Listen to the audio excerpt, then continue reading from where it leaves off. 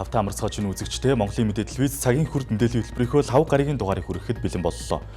Өнөөдөр монголчууд бид төрийн эрх барих дээд байгууллага улсын хуралд ирэх 4 жилд суух төрийн түвшээгээ сонгох хариуцлагатай өдөр. Монголын мэдээлэл визийн 100 гаруй уран бүтээлч өглөөний 7 цагаас эхлэн сонгуулийн үйл явцыг цаг тутам мэдээлж байна. За тэгвэл өнөөдрийн цагийн үрд хөтөлбөрийнхөө эхэнд энэ удаагийн сонгуулийн өмнөх 7 сонгуулиас ялгагдах онцлог харьцуултын талаар дэлгэрэнгүй мэдээллийг хүргэх гэж байна. Нэгдүгээр студид Тоймч, Отхон Туяа, Эрдэнэ Чимэг, Алтан Гэрэл нар ажиллаж байна. Орой минь төргий. За үзэгчдээ энэ орой мэндийг хүргэе. Монголын үндэсний олон нийтийн телевизийн Монголын мэдээ сувг үзэгч та бүхэнд сонгуулийн хөтөлбөрөөр бэлэн болгож байна. За нэгдүгээр студиэс бид хөтөлбөрийг үргэлжлүүлж байна. Тэгэхээр нэгдүгээр студид Эрдэнэ Чимэг, Алтан Гэрэл, Отхон Туяа. За бид 3 ажиллана. За хоёрдугаар студид манай нэвтрүүлэгч анх 2 ажиллаж өнөөдөр сонгуультай холбоотой үйл явдал, за мөн өнгөрсөн сонгуулиудын түүх, өнөөдөр сонгуулийн санал хураалт яаж өрнөж байна. За 22 цагаас болох сонгуулийн санал хураалтын дараа дүн гээд өнөө шөнө үдшийн турш үзэгч та бүхэнтэй хамт байж шинэ мэдээллүүдийг хүргэх юм аа. За тэгэхээр улсын хурлын 2020 оны ээлжид сонгуул өнөө өглөө 7 цагаас орон даяар нэгэн зэрэг санал хураалт эхэллээ. Энэ удаагийн сонгуул бол бас онцлогтой сонгуул. За нийтдээ 606 нэр дэвшигч өрсөлдөж байгаа. 13 нам, 4 эвсэл, 121 бие даагч өрсөлдөж байна.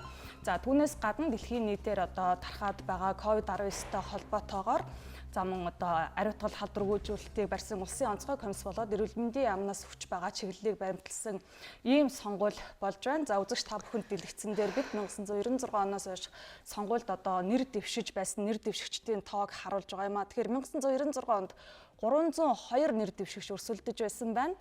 За харин 2000 онд бол 2 дахин бараг өссөн. За харин 2004 онд 244.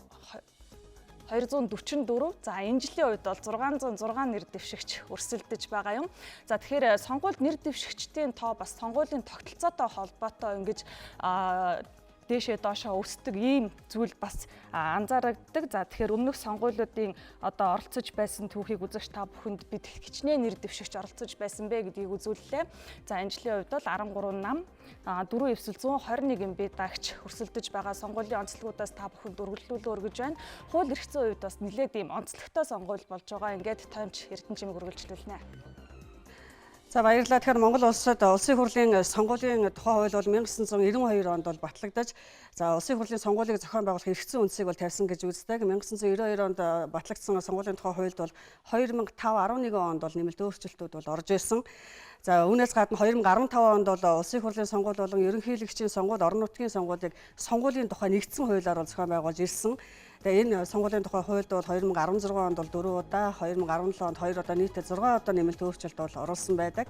За 18 оноос хойш бол ер нь ерөнхийлөгч улсын хурал, орон нутгийн сонгуулийг бие даасан хуулиар бол зохион байгуулъя.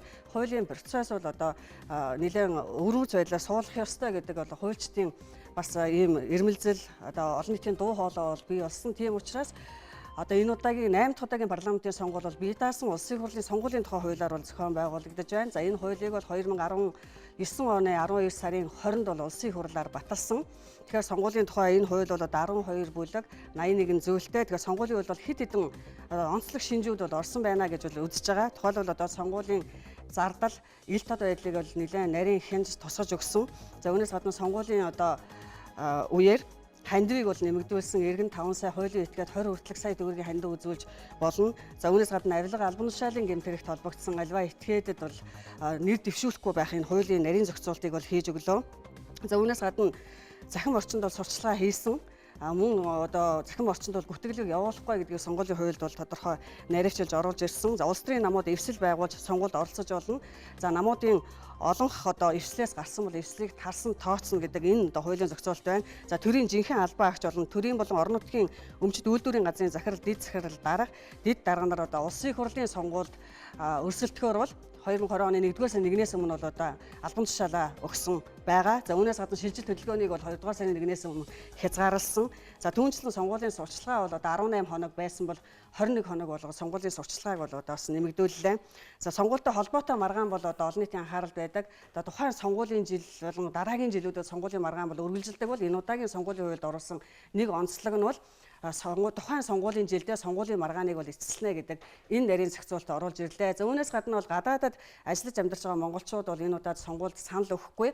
За гадаад ажиллаж амьдарч байгаа монголчууд бол 2012 онд бол саналаа өгж ирсэн. Тухайн үед бол профессионал буюу холимог тогтолцоогоор одоо сонгуул явагдж ирсэн учраас улс төрийн намуудыг бол дугуулж байсан. Энэ удаад бол 26 томсгосон тойрогтой мажоритар одоо системээр сонгуул явж байгаа учраас гадаадад ажиллаж амьдарч байгаа иргэдийн хувьд бол маш олон хүмүүсийг бол дугуулна. За техникийн хувьд ч гэсэн за эргэцэн одоо зохицуултын хувьд бол тухайлбал одоо гадаад ажиллаж амьдарч байгаа улсуудыг нэг тойрог гэж үзэхгүйгээд сонгуулийн хууль хэлэлцэх үеэр бол нэлээд олон одоо бас маргаантай асуудлууд гарч ирсэн. Тийм учраас энэ удаад бол гадаадад ажиллаж амьдарч байгаа иргэдээс санал авахгүй байх ийм зохицуултууд оруулж ирсэн. Ийм онцлогтой одоо сонгуулийн хуулиар бид нар өнөөдөр улсын хурал буюу за Монголын парламентын 8 дахь удаагийн сонгуулийн санал хураалт өнөөдөр одоо үргэлжилж байна. Тэгэхээр улсын хурлын сонгуулийн тухай хуулийг бас 2 жил гаруй одоо хугацаанд хэлэлцэж ингэж баталсан үндсэн хуулийн өөрчлөлтийг одоо өнгөрсөн парламентаар баталж сонгуулийн тухай хуулийг шинжилж баталсан. Тэгэхээр өнөөдөр яг энэ хуулийн үрээнд бид сонгуулиа явуулж байна. Тэгэхээр сонгуульд нэр дэвшигчтэй үед бид эхэнд мэдээлэлээ өгсөн нийтдээ 606 нэр дэвшигч одоо өрсөлдөж байгаа гэдэг. Хамгийн гол нь одоо иргэд сонгогчдын оролцоо эрс маш чухал байдаг. Тэгэхээр өнөө өглөө 7 цагаас эхэлсэн одоо сонгуулийн эрс ямар байв? Сонгуулийн ерөнхий орооноос бол ерөнхийдөө 2-3 ч удаа мэдээлэл манай тоймч алтан гэрэл сонгуулийн ерөнхий орооны мэдээллийг тоомлж хүргэх гэж байна. Эртний байдал ер нь өдрөөр 12 болоод одоогийн байдлаар ямар байна вэ? Манай сонгогчдын оролцоо. Баярлалаа. Тэгэхээр сонгуулийн төв байгууллагын хувьд өнөөдөр сан тураалтанд оролцож байгаа сонгогчдын оролцоо, за эрдэсийн явц нөхцөл байдлын талаар мэдээлэл хийсэн. За 2020 оны улсын хурлын сонгогчдын оролцоо итэх бас өндөр түвшинд байна гэдгийг одоо сонгуулийн төв байгууллага мэдээлээд байна. За тухайлбал 12 цагийн байдлаар одоо сонгогчдын нийт оролцоо 25% байсан. За 17 цагийн одоо гаргасан мэдээллээр бол 52% байна. За харин 2016 онд 12 цагийн байдлаар одоо сонгогчдын эрдэсийн түвшин 23% байсан гэсэн мэдээллийг одоо сонгуулийн байгууллага холбогдох судалгаагаар гаргасан байна. За мөн сонгогчдын хувьд бол биечилж саналаа өгөхөөс гадна одоо зөөврийн хайрцагаараа саналаа өгөх боломж эргэцэн хувьд нээлттэй байдаг. За зөөврийн хайрцагаар өчигдөр одоо зарим сонгогчдын хувьд бол саналаа өгсөн. Тодорхой хүндэтгэн үзэх одоо шалтгаан бүхий сонгогчдын хувьд зөөврийн хайрцагаар урьдчилан саналаа өгдөг одоо хуулийн зохицуулалтаа. За үзэгч та бүхэнд бас дэлгэцэнд графикаар тодруулан үзүүлж байна. За 2020 оны одоо сонгуулиар бол аймаг орон нутагт нийтдээ 15,847 сонгогч одоо зөөврийн хайрцагаар саналаа өгсөн байна. За Улаанбаатар хотын хэмжээнд бол 4,110 гаруй сонгогч саналаа өгöd байгаа. За улсын хэмжээнд бол одоо зөөврийн битэмжилсэн хайрцагаар нийт 19,956 сонгогч одоо саналаа өгсөн гэдгийг сонгуулийн ерөнхий хороо мэдээлээд байна. За 2016 онд бол одоо зөөврийн битэмжилсэн хайрцагаар 24,900 гаруй одоо сонгогч саналаа өгч байсан юм аа. За өөрөөр хэлбэл одоо 2016 онд одоо зөөврийн битэмжилсэн хайрцагаар санал өгсөн сонгогчдын тооны зөрүү төдийлөн одоо хол биш байна. За 16 оны үзүүлэлт бол одоо бага зэрэг одоо өндөр үзүүлэлттэй гарч байгаа юм аа. За тэгэхээр үзэгч та бүхэнд үргэлжлүүлээд 1996 оноос хойш ер нь сонгогчдын идвэх эрс оролцоо ямар байсан бэ гэдэг графикийг дэлгэцэнд үргэлжлүүлэн хүргэх гэж байна. За тэгэхээр 1996 онд одоо сонгуульд манай иргэд оролцохдоо 92% эрстэй ийм нэлээд өндөр үзүүлэлттэй оролцож байсан. За үүнээс хойш сонгогчдын идвэх оролцоо бол тогтмол буурч ирсэн байдаг. За 2000 онд 82.4%, 2004 онд 81.8%, 2008 онд 76.5%, 2012 онд 67%. За харин 2016 онд бол энэ үзүүлэлт бага зэрэг өссөн 74.4% гэдэг одоо ийм эрстэйгээр хамгийн сүүлд 2016 онд улсын хурлын сонгуульд одоо монголчууд маань оролцож ингэж саналаа өгч парламента 2016 оны парламентыг бүрдүүлсэн. За 2020 оны хувьд бол бас эрс нэлээд ийм өндөр байх болов гэдэг хүлээлт байгаа. Ялангуяа залуучууд руу чиглэсэн одоо идэвхжүүлэлт тийм ээ. Залуучуудын сонгуульд илүү одоо оролцоотой идэвхтэй байлгах арга хэмжээ, олон нийтийн хил мэдээлэл эрсэл болоод одоо нийгмийн сүлжээ, Facebook, Instagram-аар нэлээд их явагдаж байгаа учраас 22 цагт саналын хайрцаг хаагдахад залуучуудын оролцоо бас нэлээд их өндөр байх болов гэсэн ийм хүлээлт байгаа. За үргэлжлүүлээд та бүхэнд хамгийн одоо өндөр эрстэй орон нутагт ямар аймагуд ер нь сонгуульд хамгийн идэвхтэй оролцдог вэ гэдгийг өнгөрсөн одоо статистикууд дээрээс харуулъя. За 2012 оны сонгуулийн хувьд одоо хамгийн өндөр эрстэй аймаг Увс аймаг байсан юм байна. 78.4%. За харин Сэлэнг аймгийн хувьд 62.2% одоо сонгуулийн эрс хамгийн бага байсан гэдэг ийм статистик байдаг.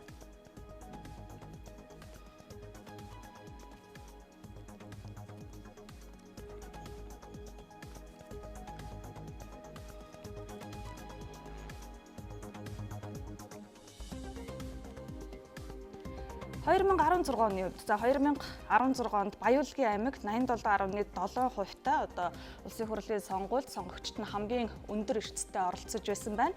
За харин Орхон аймгийн хувьд 70.7%-тай буюу одоо оролцоо хамгийн бага байсан байна. За энэ дээр цэгэр өнгө бол нийт одоо саналаа өгсөн сонгогчдыг харуулж байгаа. Харин улаан өнгө бол нэрсийн жагсаалтад бичигдсэн сонгогчдыг илэрхийлж байгаа юм а.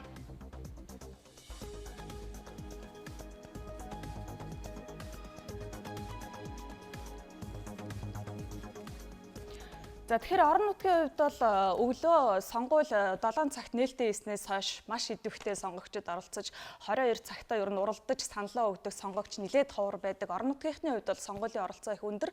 За харин нийслэлийн хувьд бол өнгөрсөн хугацаанд ер нь ямархуу идэвхтэй одоо сонгуульд оролцож байсан бэ гэдгийг Эрдэнэчимэг таймж үргэлжлүүлэх гэж байна. Тэгэхээр танд ямар мэдээлэл байна вэ?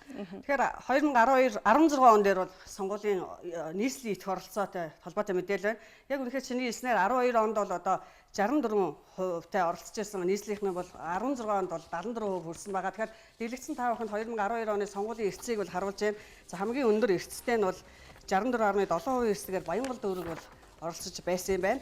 За дараагийн аймаг бол 63.6%-аар Сонгон хайрхан дүүргийнх нь сонгуулийн эрсц 12 онд бол нэлээд өндөр байжээ. Тэгэхээр 2016 онд нийслэлийнхний хувьд бол Баян зүрх дүүрэг бол 70.6%-тай нэлээд өндөр эрсцтэйгээр бас оролж ирсэн байна. Хан уул Банхангай дүүрэг бол 74.7%-тай, за Сүхбаатар дүүрэг 72.2%-тай, Шингэлтэй Налаах дүүрэг бол 69.7%-тай, за Баянгол дүүрэг 73.4%-тай, Сонгон хайрхан 71.1 гээд улсын дунджаар бол одоо 2016 оны нийслэлийн сонгуулийн эрсц бол одоо 74.7% эрсцтэй. Нэлээд өндөр хувийн эрсцтэй гэж харуулж ирсэн байна. Баярлалаа.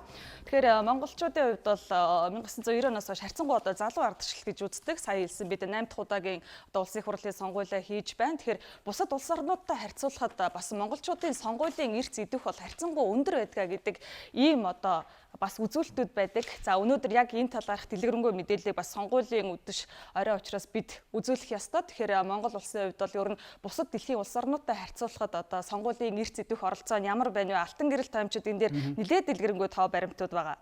Баярлалаа. Тэгэхээр үндэсний статистикийн хороо болон сонгуулийн төв байгууллагын хувьд бас өмнө холбогдох судалгаа гаргасан. Энэ судалгааг бол 2016 оны улсын хурлын ээлжид сонгуулийн дүнд үндэслэж одоо гаргасан дүгнэлт байгаа.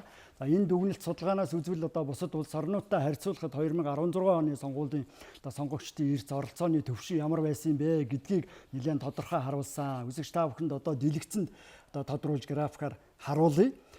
За энд бол нэлээд олон одоо улс оронтой бас харьцуулж дүгнэлт хийсэн байна. За бид одоо хэд хэдэн улс орнуудтай харьцуулсан одоо таан үзүүлэлтийг бас үзэгч та бүхэнд тодтогч харуулъя. За энэ дэлгэцэнд харуулснаар бол Австрали улсад ихтэл одоо 2013 онд парламентын сонгуул нь болж байсан. За тухайн үед бол нийт сонгогчдын 93% нь одоо санал хураалтанд оролцож байсан байна. За Франц улсын хувьд ихэд 2012 онд ерөнхийлөгчийн сонгуул нь болж байсан. Тухайн үед сонгогчдын 80% оролцож байсан гэсэн одоо судалгаа гаргасан байгаа. За Норвеги улсын хувьд ихэд 2003 онд одоо парламентын сонгуул болж байсан. За сонгогчдын 78% оролцсон байна. За үзэгч та бүхэнд ерөнхийдөө улс орнуудыг бас сөөлжилж зарим нэг улс орныг онцгойлж одоо мэдээлж байгаа гэдгийг та бүхэн анзаарч байгаа бах. За Монгол улсын хувьд бол 2016 онд одоо парламентын сонгуул болж байсан. За ер нь энэ сонгуульд оролцогчдын одоо хувь бол 73%-тай байсан. За тухайн үед холбооны үүд найрамдах Герман улсад 2003 онд одоо парламентын сонгуул нь болж за ер нь сонгогчдын 71% нь оролцож байсан гэсэн үзүүлэлттэй байгаа юм аа. За харин Их Британи улсын хувьд 2015 онд парламентын сонгуул болж байсан. За нийт сонгогчдын 66% нь оролцсон гэсэн одоо үзүүлэлттэй байна.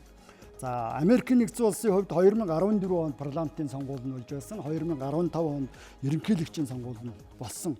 За ерөнхийлөгчийн сонгуульд бол нийтдээ 54% нь сонгогчдын оролцоотой байсан. За харин Америкийн нэгдсэн улсын 2014 оны парламентын сонгуульд сонгогчдын 42% нь оролцсон гэсэн тоон үзүүлэлт гарсан байна. За энэ судалгаа дүгнэлтээс авч үзвэл ер нь одоо Монгол улсын хувьд сонгуулийн үеэр сонгогчдын нийт оролцооны хувьд Герман, за Их Британи, Америкийн нэгдсэн улс гэдэг юм уу өндөр хөгжилтэй улс орнуудтай харьцуулахад бол нэлээд өндөр үзүүлэлттэй гарч байгаа юм. За харин одоо Дани, Швед, Франц, Норвеги гэдэг одоо зарим улс орнуудтай харьцуулахад бол бага түвшинд байна гэсэн дүгнэлтийг гаргаад байна л да. За баярлалаа. За эндээс харахад бас Монгол улсын хувьд зарим улстай харьцуулахад харьцангуй одоо идэх өндөр байдгийн байна. За одоо бол Улаанбаатар хотод 20 цаг 17 минут болж байна. Тэгэхээр сонгуулийн санал хураалтад 22 цаг хүртэл үргэлжлэн хэрвээ сонгогчдаа саналаа өгөөгүй байгаа бол одоо өөрийнхөө хэсгийн хорон дээр очиж саналаа өгөөрэй. Улсын хурлын 2020 оны сонгуулийн санал хураалт үргэлжилж байгаа. За хэрвээ одоо эрт хүрэхгүй тохиолдолд ер нь сонгуул яадаг вэ гэдэг дээр манай тоомч Эрдэнэ чимэг бас одоо үзэгч та бүхэнд тайлбарыг хүргэх гэж байна. Тэгэхээр сонгуулийн эртний босгыг бол одоо улсын хурлын сонгуулийн энэ удаагийн хуульд бол нарийн тодорхой зааж өгсөн байгаа. За тухайн тойргийн сонгогчийн 50-аас дээш хувь нэрсэн тохиолдолд тойргийн сонгуул бол хүчинтэй болно. За эртс одоо 50% хүрээгүй тохиолдолд бол одоо нэмэлт санал хураалтад хэсэг үр дээр бол зохион байгуулагдах юм. Өөрөөр хэлбэл яг энэ 6 дугаар сарын 24-ний энэ өдөр хэрвээ одоо сонгогчтой очиж саналаа өгөөгүй таны хэсэг тойргийн хороод дээр сонгуулийн эрс 50% хүрээгүй бол та одоо нэмэлт санал хураалтанд оролцсон гэсэн үг. Энэ нэмэлт санал хураалтыг бол одоо урд нь улс манай улс зохион байгуулж байсан туршлагатай. Гэхдээ энд бол төсвөөс маш их хөрөнгө бол зарцуулдаг. Цаг хугацааны хувьд ч гэсэн нэлээд одоо хүндрэл улсын төсөвт үзүүлдэг гэдгийг бол сонгогчд маань бас ойлгож байгаа бах. Тэгэхээр тойрог хэсгийн хороод дээр бол сонгогчдын одоо 50-аас дээш хувь одоо санал өгжээж сонгуул бол хүчинтэй болно. За тийм учраас сонгогчдын хувьд бол үнэхээр сонгуульд идэвхтэй оролцох нь бол хамгийн чухал асуудал нэг гэдгийг бас дахин сануулж хэлмээр байна. За баярлалаа. За цагийн урд хөтөлбөр үргэлжилж байна үзэгчдээ бид өнөөдрийн дугаараа сонгуулийн хөтөлбөрт зориулж байгаа. За өнөөдөр 7 цагаас нээлттэйсэн санал хураалт үргэлжилж байгаа. За 2 дугаар студид манай нэвтрүүлэгч анх 2 ажиллаж байна. Өнөөдрийн хувьд бол улсын хурлын сонгуул, за мөн цагаагаарын хувьд бас хур бороотой зарим газруудад санал хураалтаа өгөхөд иргэд сонгогчдод бас тодорхой хэмжээний бэрхшээл саад учирсан байж магадaltaй гэдэг ингээд ийм нэлээд онцлогтой өдөр байгаа. Тэгэхээр өдрийн үйл явдлыг 2 дугаар студиэс манай нэвтрүүлэгч анх 2 үргэлжлүүлж байна. За баярлалаа томчтойгоо бид тун удахгүй иргэн холбогдох болно. Монгол Улсын ерөнхийлөгч Баттулга улсын хурлын 2020 оны ээлжид сонгуулийн 23 дугаар тойргийн 8 дугаар хэсгийн байранд 17 цагт ирж саналаа өглөө. За бүгдээрэнд нь орой мэндийг хүргье. Ингээд Монгол улсын хурлын 8 дахь удаагийнхаа сонгуулийг өнөөдөр өгч байна. Ингээд 90 онд арчилсан Монгол улс орон болсноо дэлхийд даяар зарласнаас хойш 30 гаруй жил болж байна. Тэгээд одоо энэ хугацаанд бас биш алдаж онож бас олон замуудыг туулсан. Тэгээд энэ удаагийн сонгуулиар ард түмэн идэвхтэй оролцож даа ялангуяа залуучууд маань энэ сонгуульд өөрсдийнхөө саналыг идэвхлэн оролцож өгөөрэй гэж хүсье. За сая 17 цагийн үеийн байдлаар нийт орон даяар одоо сонгуулийн эрснийг 40 гаруй хувьтай байна. Улаанбаатар хотод бол нэлээд идэвхтэй байна. Ер нь 50 гаруй хувьтай гэж ийм мэдээ авсан. Ингээд 22 цагт одоо саналын одоо юг хаана. Тэгээд би залуучуудаа хэлэхэд та нарын санал энэ улс орны хөгжилд их чухал шүү гэдгийг одоо бас хэлэх гэсэн юм аа. Монгол Улсын их хурлын дарга Зандан шатар Гэргийн отхон гэрлийн хамт улсын их хурлын сонгуулийн 3 дугаар тойргийн 11-р хэсгийн хороонд 11 цаг 40 цаг буюу морин цагт саналаа өглөө.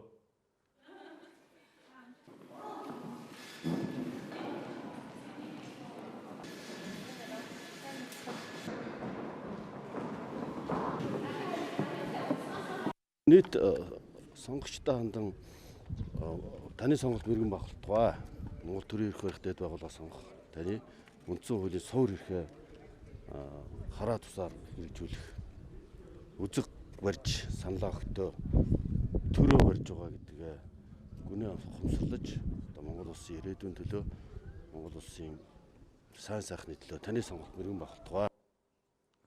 За харин Монгол Улсын ерөнхий сайд хүрэлц сүх 11 цаг 40 минут буюу морин цагт Баян зүрх дүүргийн 48 дугаар сургуулийн санал өгөх байранд саналаа өглөө. Ерөнхий сайд саналаа өгсөний дараа улсын хурал хуулийн хүрээнд сонгуулийг цаг хугацаанд нь зохион байгуулж үндсэн хуулиар олгогдсон ард иргэдийн эрхээ хэрэгжүүлэх нь зүйтэй гэж үзсэн. Ард иргэд маш сайхан идэвхтэй оролцож байна гэсэн юм аа.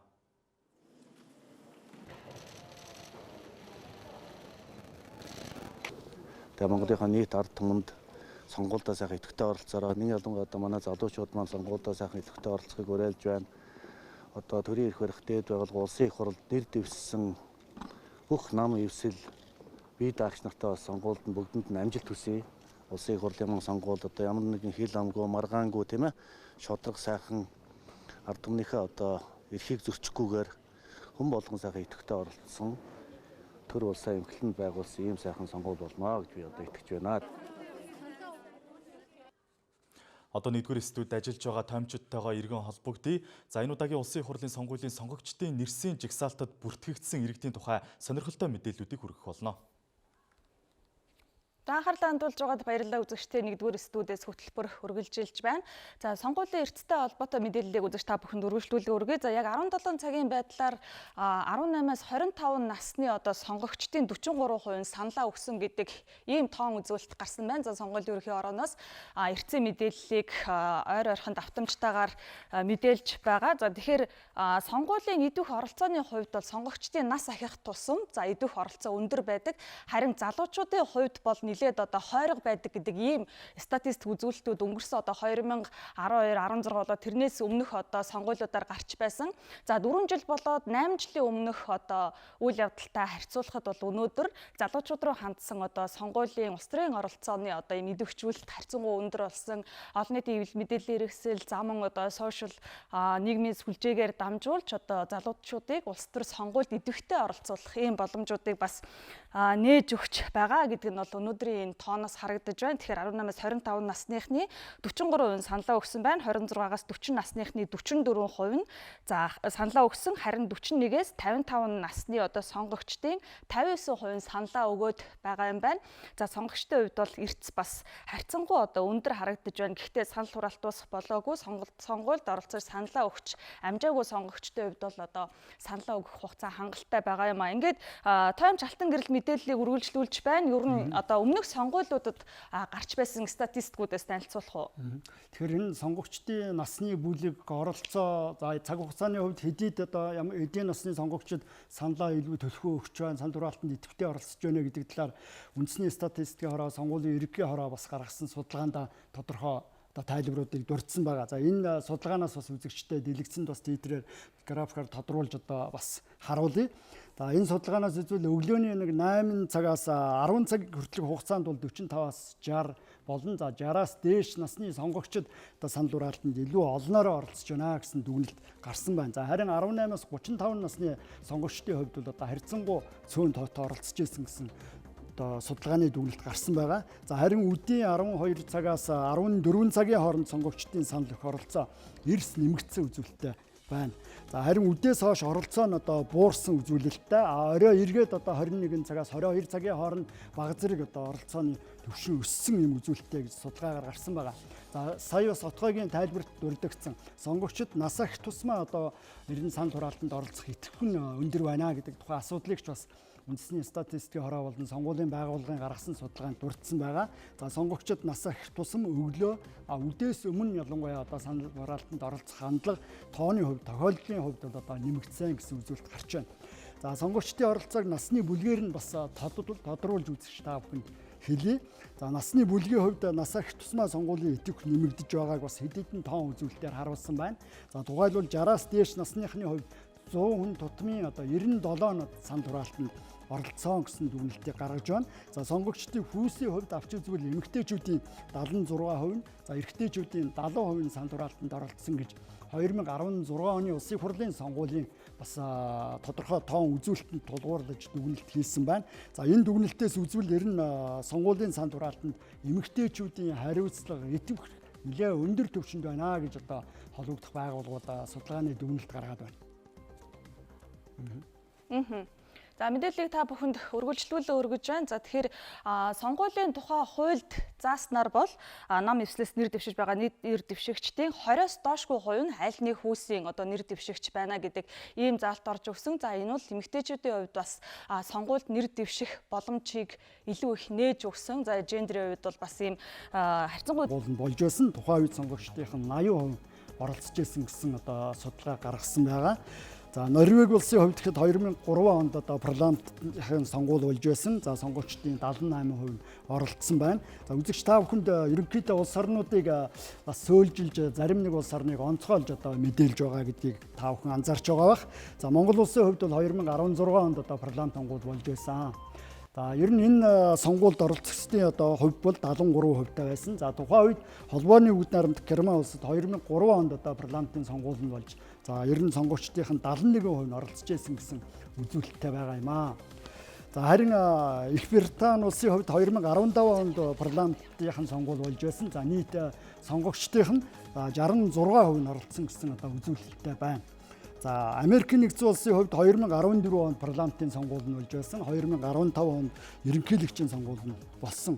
За ерөнхийлөгчийн сонгуульд бол нийтдээ 54% нь сонгогчдын оролцоотой байсан. За харин Америкийн нэгдсэн улсын 2014 оны парламентын сонгуульд сонгогчдын 42% нь оролцсон гэсэн тоон үзүүлэлт гарсан байна. За энэ судалгаа дүгнэлтээс авч үзвэл ер нь Монгол улсын хувьд сонгуулийн үеэр сонгогчдын нийт оролцооны хувьд Герман, за Их Британи, Америкийн нэгдсэн улс гэдэг юм уу өндөр хөгжилтэй улс орнуудтай харьцуулахад бол нэлээд өндөр үзүүлэлттэй гарч байгаа юм. За харин Дани, Швед, Франц, Норвег гэдэг зарим улс орнуудтай харьцуулахад бол бага түвшинд байна гэсэн дүгнэлтийг гаргаад байна л да. За баярлалаа. За эндээс харахад бас Монгол улсын хувьд зарим улстай харьцуулахад харьцангуй идэх өндөр байдаг юм байна. За одоо бол Улаанбаатар хотод 20 цаг 17 минут болж байна. Тэгэхээр сонгуулийн санал хураалтад 22 цаг хүртэл үргэлжлэнэ. Хэрвээ сонгогчдаа саналаа өгөөгүй байгаа бол одоо өөрийнхөө хэсгийн хорон дээр очиж саналаа өгөөрэй. Улсын их хурлын 2020 оны сонгуулийн санал хураалт үргэлжилж байгаа. За хэрвээ одоо эрт хүрэхгүй тохиолдолд ер нь сонгуул яадаг вэ гэдэг дээр манай тоомч Эрдэнэ чимэг бас одоо үзэгч та бүхэнд тайлбарыг хүргэх гэж байна. Тэгэхээр сонгуулийн эрсийн босгыг бол улсын хурлын сонгуулийн энэ удаагийн хуульд бол нарийн тодорхой зааж өгсөн байгаа. За тухайн тойргийн сонгогчийн 50-аас дээш хувь нэрсэн тохиолдолд тойргийн сонгуул бол хүчинтэй болно. За эртс 50% хүрээгүй тохиолдолд бол нэмэлт санал хураалтад хэсэг бүрд дээр бол зохион байгуулагдах юм. Өөрөөр хэлбэл яг энэ 6 дугаар сарын 24-ний энэ өдөр хэрвээ сонгогчтой очиж саналаа өгөөгүй таны хэсэг тойргийн хороод дээр сонгуулийн эрс 50% хүрээгүй бол та нэмэлт санал хураалтанд оролцсон гэсэн үг. Энэ нэмэлт санал хураалтыг бол урд нь улс манай улс зохион байгуулж байсан туршлагатай. Гэхдээ энд бол төсвөөс маш их хөрөнгө зарцуулдаг. Цаг хугацааны хувьд ч гэсэн нэлээд хүндрэл улсын төсөвт үзүүлдэг гэдгийг бол сонгогчд маань бас ойлгож байгаа.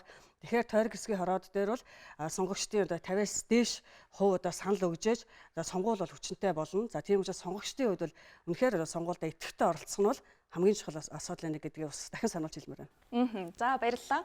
За цагийн хүрд хөтөлбөр үргэлжилж байна үзэгчдээ бид өнөөдрийн дугаараа сонгуулийн хөтөлбөрт зориулж байгаа. За өнөөдөр 7 цагаас нээлттэйсэн санал хураалт үргэлжилж байгаа. За 2 дугаар студид манай нэвтрүүлэгч анх 2 ажиллаж байна. Өнөөдрийн хувьд бол улсын хурлын сонгуул, за мөн цаг агарын хувьд бас хур бороотой зарим газруудад санал хураалтаа өгөхөд иргэд сонгогчдод бас тодорхой хэмжээний бэрхшээл саад учирсан байж магадaltaй гэдэг ингээд ийм нэлээд онцлогтой өдөр байгаа. Тэгэхээр өдрийн үйл явдлыг 2 дугаар студиэс манай нэвтрүүлэгч анх 2 үргэлжлүүлж байна. За баярлалаа. Томчтойгоо бид тун удахгүй иргэн холбогдох болно. Монгол Улсын ерөнхийлөгч Баттулга улсын хурлын 2020 оны ээлжид сонгуулийн 23 дугаар тойргийн 8 дугаар хэсгийн байранд 17 цагт ирж саналаа өглөө.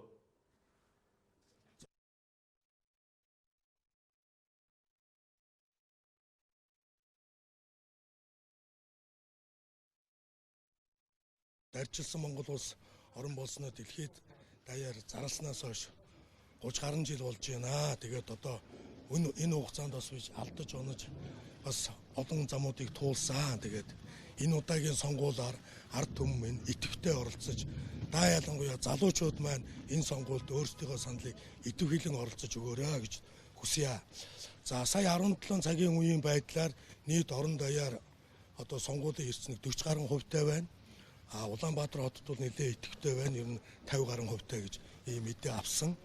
Ингээд 22 цагт одоо саналын одоо юг хаана.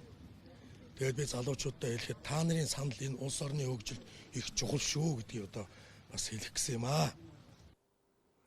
Монгол Улсын их хурлын дарга Зандан шатар Гэргийн отхон гэрлийн хамт улсын их хурлын сонгуулийн 3 дугаар тойргийн 11-р хэсгийн хороонд 11 цаг 40 цаг буюу морин цагт саналаа өглөө.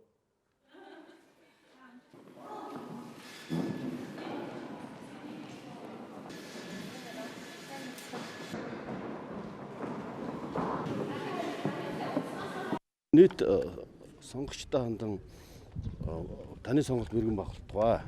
Монгол төрийн эрх баригчдад байгууллага сонгох таны үндсэн хуулийн суур эрхээ хараа тусаар хэрэгжүүлэх үзэг барьж саналаа өгтөө төрөө барьж байгаа гэдгээ гүнээ ухамсарлаж Монгол улсын ирээдүйн төлөө Монгол улсын сайн сайхны төлөө таны сонголт мэрэгэн багталтгай. За харин Монгол Улсын ерөнхий сайд хүрэлцэх 11 цаг 40 минут буюу морин цагт Баянзүрх дүүргийн 48 дугаар сургуулийн санал өгөх байранд саналаа өглөө. Ерөнхий сайд саналаа өгсөний дараа улсын их хурл хуулийн хүрээнд сонгуулийг цаг хугацаанд нь зохион байгуулж үндсэн хуулиар олгогдсон ард иргэдийн эрхээ хэрэгжүүлэх нь зүйтэй гэж үзсэн. Ард иргэд маш сайхан идэвхтэй оролцож байна гэсэн юм а.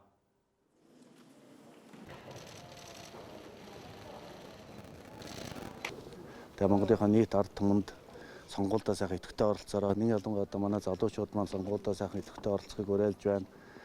Одоо төрийн эрх барих дээд байгууллага улсын их хурлд нэр дэвшсэн бүх нам эвсэл бие даагч нартай бас сонгуульд нь бүгдэнд нь амжилт хүсье. Улсын их хурлын сонгуульд одоо ямар нэгэн хил амгүй, маргаангүй тийм ээ шодрог сайхан ард түмнийхээ одоо эрхийг зөрчихгүйгээр хүн болгон сайхан идэвхтэй оролцсон төр улсаа эмхлэнд байгуулсан ийм сайхан сонгуул болно гэж би одоо итгэж байна. Одоо 1-р студид ажиллаж байгаа томчидтойгоо иргэн холбогдъё. За энэ удаагийн улсын их хурлын сонгуулийн сонгогчдын нэрсийн жигсаалтад бүртгэгдсэн иргэдийн тухай сонирхолтой мэдээллүүдийг хүргэх болно. Анхаарлаа хандуулж байгаад баярлалаа үзэгчдээ 1-р студиэс хөтөлбөр үргэлжилж байна.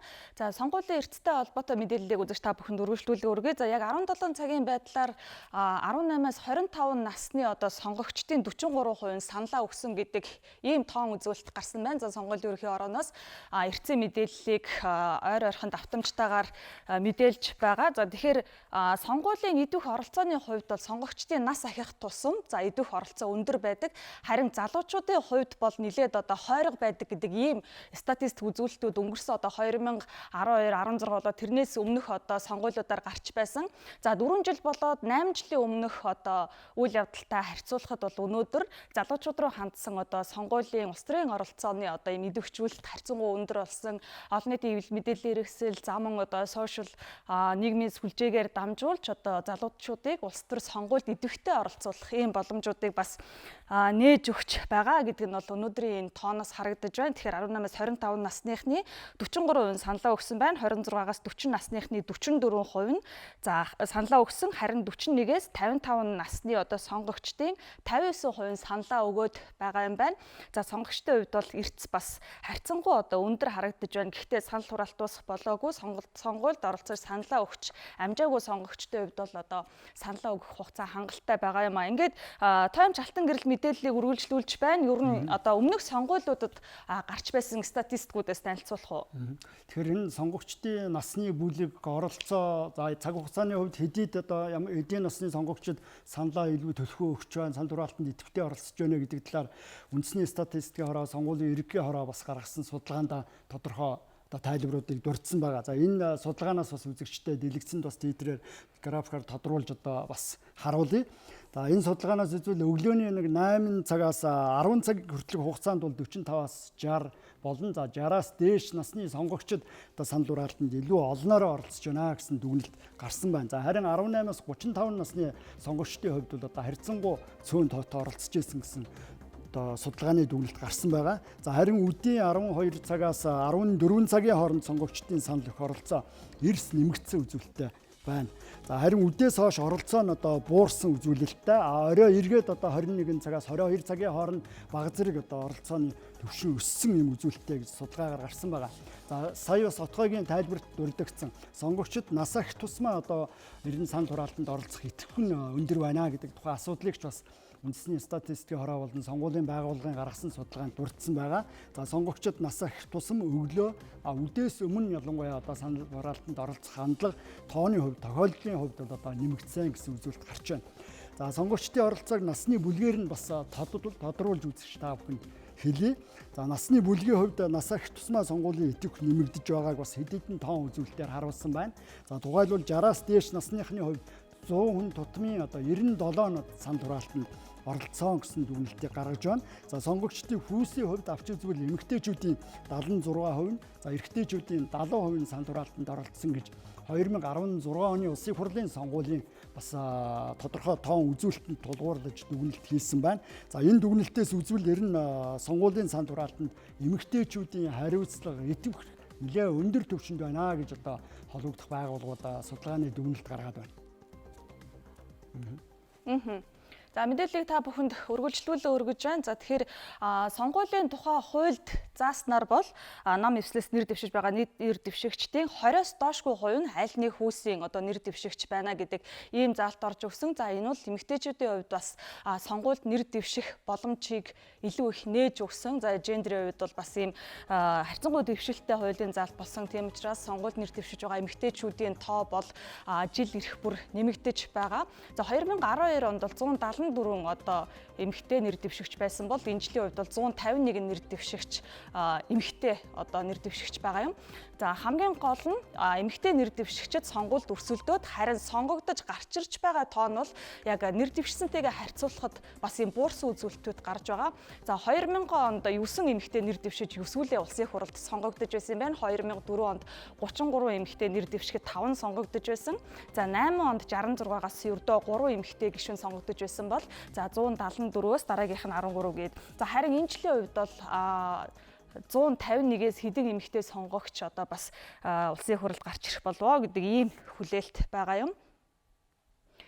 За ингээ хөтөлбөр үргэлжилж байгаа үзэгчтэй нэгдүгээр студиэс та бүхэнд мэдээллийг үргэлжлүүлэн өргөж байгаа. Өнөөдрийн үйл явдлыг харин нэвтрүүлэгч анх 2-2 студиэс үргэлжлүүлэхэд бэлэн боллоо байна.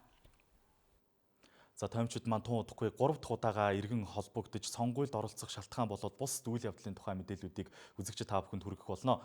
Цагийн гарын сэрэмжлүүлэг мэдээллээр цагийн үр хөтөлбөр үргэлжилж байна. Өнөөдрийн ихэнх нутгаар хүчтэй аадар бороо орлоо. Энэ сарын 26-ны хүртэл дуу цахилгаантай ширүүн бороо үргэлжлэн орох төлөвтэй байна. Малчид ард иргэдийг үер усны аюулаас урьдчилан сэргийлэхийг анхааруулж байна. Нийслэл хотод 14 цагаас эхэлж хүчтэй аадар бороо орлоо. Энэ бороо оройны 22 цаг хүртэл орох төлөвтэй байна. Хүчтэй борооны улмаас цуслангийн чиглэл рүү үер усны аюул болж болзошгүйг цаг ур орчны шинжилгээний газраас анхааруулж байна. За Улаанбаатар хотын орчимд бол өнөөдрийн хувьд өглөө бүртээ үйл нэлээ хөгжиж нэлээ усрах аадар бороо орлоо. Цаашдаа 22 цаг хүртэл хугацаанд төр зуурын аадар бороо орно. Гэхдээ бол энэ бол үргэлжилсэн бол бороо орохгүй хэсэг за хотынхаа зарим газраар үйл хөгжөөд хэсэг аадар бороо ороод нэг хэсэгтээ завсарлаад ийм байдалтай 22 цаг хүртэл бороотой байхаар төлөвтэй байна. За агарын температурын хувьд өчигдрийн бодвол нэлээ сэрүүхэн нэг 18-аас 20 градусын орчимд улаантай. Өнөөдөр Төвийн аймагуудын нутаг, Зүүн аймагуудын баруун хэсгээр, Говийн аймагуудын хойд хэсгээр дуу цахилгаантай аадар бороо орсон. Цаашид Хангаай хүсгэлийн уулархаг нутгаар бороо нойтон цас орж сэрүүсэх төлөвтэй байна. За өнөөдрийн цагаарын төлөв танилцуулахад өнөө шин болон маргааш өдөртөө Зүүн аймагуудын ихэнх нутаг, Төв болон Говийн аймагуудын нутгийн зүүн хэсгээр дуу цахилгаантай аадар бороо орох тул гинтийн үерус мөндөр нүүлэг салхины аюулаас сэрэмжтэй байхыг анхааруулж байна. 26-наас 28-нд нутгийнхаа зарим газраар 29-нд баруун аймагуд нутгийн баруун хэсэг, Төв болон Зүүн аймагуд нутгийн хойд хэсгээрээ мөн дуу цахилгаантай аадар бороо орно. Ширүүн борооны улмаас цуслангийн зам даваа хаагдаж зорчих хэсэг эвдэрч байна. Тиймээс ард иргэдийг хол замд гарахгүй байх, үер усны аюулаас урьдчилан сэргийлэхийг анхаарууллаа. Манай сурвалжлагч Сүхбаатар нийслэл Улаанбаатар хотын сонгуулийн санал авах байрнаас бидэнтэй холбогдох гэж байна. Хэрвээ үзэгчид та бүхэн анзаарсан бол Сүхээ өглөөний 7 цагт Багнуур дүүргээс бидэнтэй холбогдож байла. Харин одоо Баянзүрх дүүргийн 22 дугаар сонгуулийн хорон дээр очсон байна. Ингээд Сүхбаатартай холбогдъё. За Сүхээ өнөөдөр үнэхээр хурдтай ажиллалаа. Нийт ер нь хэдэн аймаг сумдаар яваад одоо Баянзүрх дүүрэгт ирээд байна вэ? За бид Багнуур дүүргээс өглөө мэдээлэл бэлтгэж бид одоо Багнуур дүүргээс өглөө мэдээлэлүүдээ бэлтгэсэн байгаа. Мөн одоо Төв аймгийн Эрдэнэ, Баянлгэр сумаас одоо тухайн мэдээллийг бэлтгэж та бүхэнд одоо хүргэсэн. Нийтдээ 4-5 удаа холбогдож сонгуулийн эрс мэдээллийн тухай одоо хүргэсэн байгаа. Харин одоо бид нар Баянзүрх дүүргийн улсын хурлын сонгуулийн 22 дугаар тойргоос одоо холбогдож байна. Энд 19 дугаар хэсгийн хороон дээр одоо бид нар ирээд байгаамаа. Энэ хэсгийн хороо яг одоо 20 цаг 30 минут одоо болж байна. За яг энэ хугацаанд харахад бол одоо сонгогчдын эрс бол 74% таа одоо явж байна. Энэ сонгуулийн одоо эрс одоо иргэдийн хувьд бол нэлээд идэвхтэй байгааг бол одоо онцолж байсан. За энэ тухай мэдээлэл та дэлгэрүүлж байна. Эцсийн сонгуульд бол иргэд бол нэлээд идэвхтэй онцолж байна. Тийм байна. 21-ээс 40 насны хүмүүс бол маш идэвхтэй орж байна. Залуус маань энэ жилийн сонгуульд бол одоо үндэсний хувцаараа гоё жижигдэрж ирж байгаа нь бол маш их бахархалтай байна. Нийтлэлтэй харьцуулахад илүү идэвхтэй байна. Өмнөх одоо 4 жилийн өмнөдөө харьцуулахад бол одоо 26-аас 50 орчим насны хүмүүс бол маш идэвхтэй оролцож байна. Хүчин хүчингү манахаас одоо нөгөө нэг юм уу манах ч 2 мандаттай тойрог нэг юм уу 3-аар ингээд дугуулсан тохиолдолд бол хүчингү болж байгаа. Энэ маань 12 уудас гарсан ба. Одоо хэсгийн хорооны дарга сая онцолж байна. 4 жилийн өмнөхтэй харьцуулахад саналын эрс бол одоо иргэд бол хамаагүй идэвхтэй байгааг одоо хэлж байна. Одоо ер нь бидний ирснээс хойш ч гэсэн иргэд бол байнга тогтмол ирж одоо саналаа өгч байгаа ийм төр зураг одоо харагдаж байна. Энэ дээр бол одоо байнга одоо эрсийн тоо хэмжээ бол одоо байнга нэмэгдэж байгаа ийм төр зураг бас манай камерын дөрөнд одоо харагдаж байгаа хаа. Эргээд одоо студенттэй холбогдъё. За баярлалаа Сүхбаатараа. Сонгууль өгнө гэдэг бол төр түмний хүндэтгэл. Энэ утгаараа иргэд сонгогчид баяр ёслолын хэмжээнд сонгуулийг хүндэтгэн оролцож байна. Энэ удаагийн сонгуульд залуучууд үндэсний дээл хувцсаараа гоёцхон оролцож байгаа нь манай зураглаачдын дуранд буужээ. Дээлийн өмсөд саналаа өгөх олон нийтийн уриалга цахим сүлжээнд хүчтэй явсан. Ялангуяа залуусын дунд энэ төрлийн хөдөлгөөн идэвхтэй өрнөсөн юм. Үүнийгээ дагаад залуусын идэвх өндөр сонгуул болж байна гэж албаныхан хэллээ. Улсын хэмжээнд яг өнөөдөр төрсөн өдөр нь болж 18 нас хүрсэн нийт 130 сонгогч байна. Тэд энэ жил анх удаага сонгуульд саналаа өгнө. Одоо би 19 настай. Тэгээ яг хуулийн хөрөхээр сонгуульд өгөх хаваад анх удаага сонгуул өгч байгаа. Тэгээд энд амар баяртай байна. Залуус бидний оролцоо илүү их байх хэрэгтэй гэдэг нэгсэндээ төрийн албанд бидний үүрэг сонголт маш чухал гэдгийг ойлгосон. Сонгуульд саналаа өгөхдөө ахмад наснууд хамгийн сайхан дээл хувцас өмсөж одон медалиа зүгээд ирдэг. Энэ жил ч ахмадууд өглөө эртлэн сонгуульдаа идэвхтэй оролцож байна. Сонгуульд 8 удаагаа саналаа өгч байна. Тэгээ одоо өнөөдөр саналаа өгнө. Залуучуудаа уриалгахад саналаа идэвхтэй оролцож, сонгуульдаа идэвхтэй оролцож саналаа өгцөөрэй гэж уриалъя. 4 жилд нэг л удаа болдог улсын хурлын сонгуулийг хүн бүр өөр өөрийнхөөрөө хүлээж авдаг. Иргэн бүр идэвхтэй байж чадвал ирээдүйгээ өнөөдрөөс илүү сайхнаар зурах боломж дүүрэн байгаа гэж сонгогчдын төлөөлөл хэлж байлаа.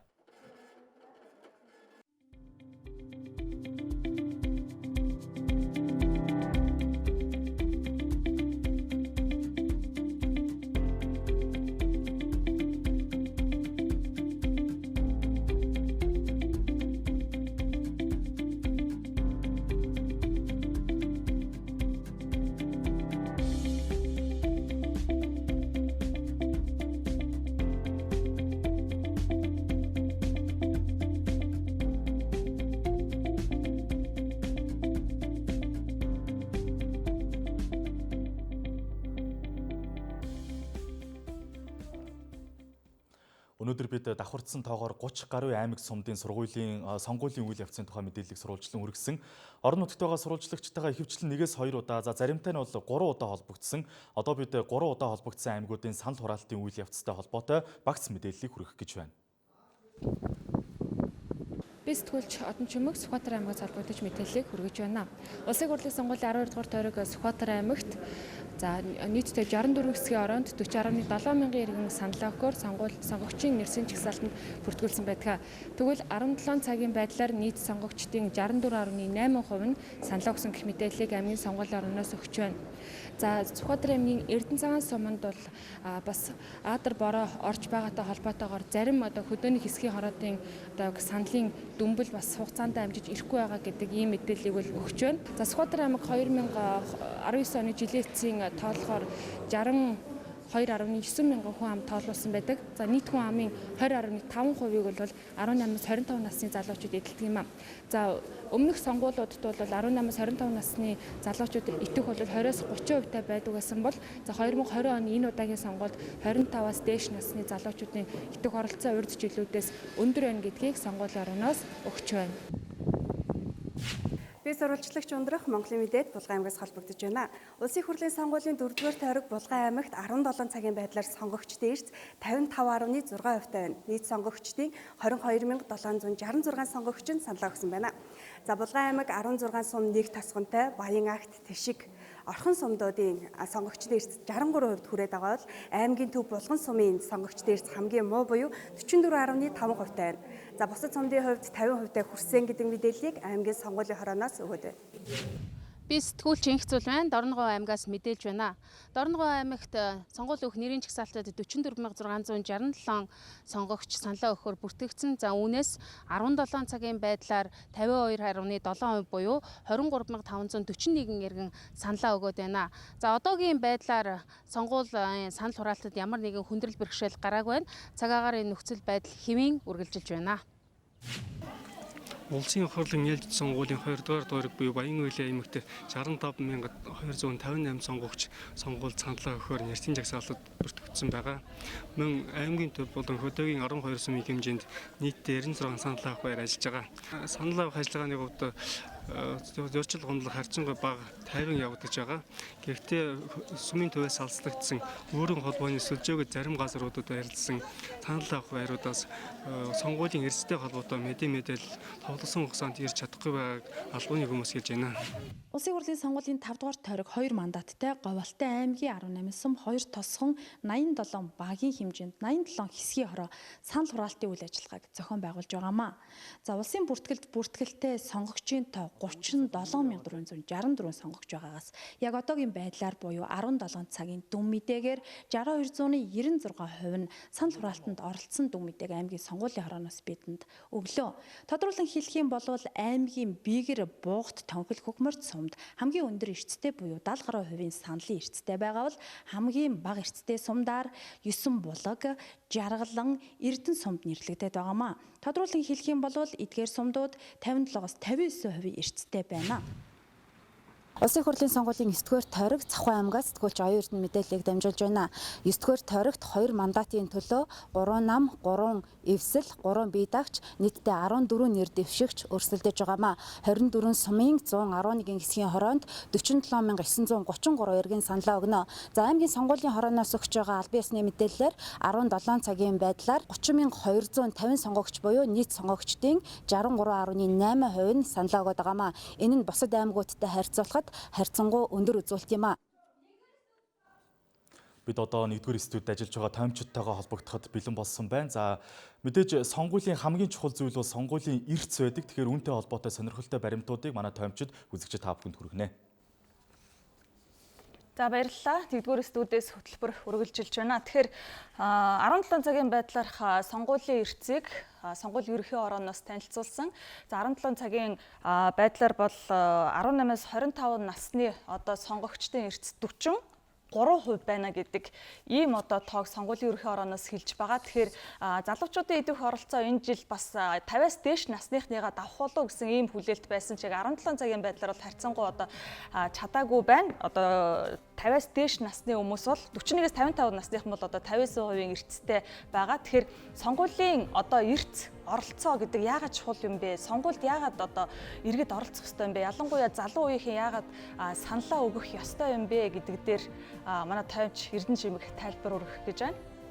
Тэгэхээр Монгол улс бол одоо парламентын засаглалтай 1992 онд батлагдсан арчилсан шинэ үндсэн хуулиар бол Монгол улсын төрийн эрх барих дээд байгууллага бол одоо улсын хурл. Тэгэхээр төрийн эрх барих дээд байгууллага сонгож яах гэдэг бол бид нар төр барих эрхээ эдэлж байгаа гэсэн үг. Тэгэхээр Монгол улсын үндсэн хууль заасан Монгол улсын иргэн бол сонгуульд чөлөөтэй саналаа бол нууцаар ил тод өгөх, шууд одоо өгөх одоо ийм оролцоог бол хангах ёстой. Нэгсэндээ бид нар 4 жилд төрийн эрхийг барих тэр одоо сонголтоо хийж байгаа. Таны төлөөлсөн өнөөдөр одоо санал өгж байгаа тэр төлөөлөл за эх 4 жил бол таны өмнөөс төрийн одоо бодлого шийдвэрийг бол гаргана гэсэн үг. За улсын их хурл бол Монгол улс одоо парламентын засаглалтай гэж та бүхэнд ойлгож байгаа. Тэгэхээр улсын их хурл бол энэ Монгол улсын нийгэм эдийн засгийн бүхэл эрх зүйн тохируулгыг бол хийж яадаг. Тэгэхээр эрх зүйн тохируулгыг хэр зөв хийн. За улсын хурлын бодлого шийдвэр хэрхэн зөв гарна гэдэг бол Монгол улсын хөгжилд бол хамаатай. Тэгэхээр бид нар төрийн бодлогод оролцож байгаа гэдэг утгаараа бол тэр дундаа залуучуудыгаа бас энэ оролцоод илүү сайн хангаасай гэж бодож байна. Тэгэхээр одоо сонгуульд оролцохгүй байна гэдэг бол би Монгол улсын иргэний хувьд бол төрийн эрх барих дээд байгууллагт одоо төлөөлөө сонгох тийм үү? Монгол улсын төрийн эрхийг барилцах тэр одоо үндсэн үүргээс ухарж байгаа гэсэн үг. Тэгэхээр өнөөдөр одоо монголчууд бас харьцангуй нэг үйлэхэд бол тэр засаг ийм хийх ёстой гэдэг шүүмжлэлийг бол тавьдаг. Тэр дундаа залуучуудаас бас гардаг. Хэрвээ бид нар үнэхээр төрийн бодлого шийдвэрийг зөв гаргая гэж байгаа бол өнөөдөр төлөөлөө зөв сонгох ёстой. Энэ сонгуульд идэвхтэй оролцох ёстой. Энэ л бол бидний одоо үндсэн хуулиар оролцсон гол эрх, сонгуулийн оролцох гол ач холбогдол бол энд оршиж байгаа гэж бодож байна. гэдэг бол улс төрийн оролцооны нэг хэлбэр. За сонгогч төрийн түвшийг одоо өөрийн төлөөлөх төрийн түвшийг сонгосны дараа одоо тухайн улсын хурлын гишүүнээсээ тухайн тойргоос тийм ээ одоо өөрийнх тань төлөөлж сонгогдож байгаа тэр төрийн түвшээс 4 жилийн турш одоо яаж хариуцлагатай ажиллах, одоо юуг ямар хууль эрх зүйн орчинд хуулийн хүрээнд ажиллах гэх зэрэг одоо шаардлагуудыг байнга тавьж чаддаг ийм эргэх холбоотой хариуцлагатай оролцогч, улс төрийн оролцогч, улс төрийн одоо идэвхтэй ийм сонгогч болж бас нийгэмд оролцоно гэдэг бол иргэн хүний нэг талаасаа үүрэг юм а гэдгийг бол бас энд хэлэх нь зүйтэй байх.